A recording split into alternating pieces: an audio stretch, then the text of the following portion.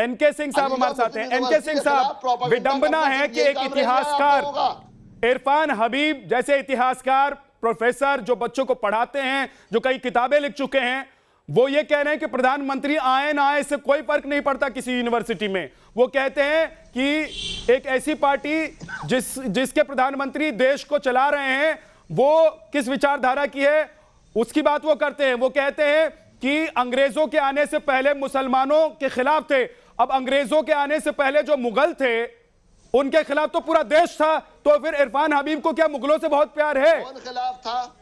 कौन खिलाफ था?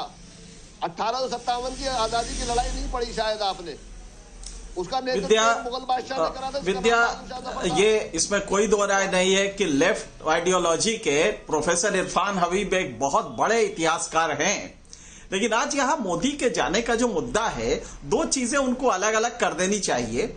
अगर उनको एतराज है लव जिहाद के जो कानून बने हैं उनसे एतराज है और वो चाहते हैं कि प्राइम मिनिस्टर इंटरवीन करे, ये डिमांड एक अलग इशू है।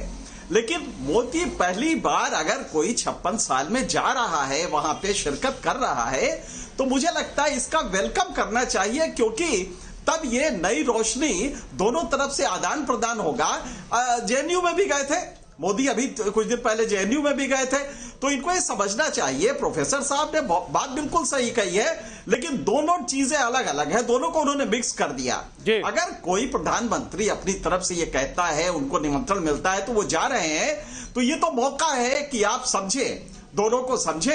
और एक ऐसा है कि जिसको रिकॉग्नाइज अलीगढ़ मुस्लिम यूनिवर्सिटी करेगा कि देश का प्रधानमंत्री यहां आया था सेंटिनरी सेलिब्रेशन में। तो मेरे ख्याल से प्रोफेसर साहब ने दोनों चीजों को मिक्स कर दिया।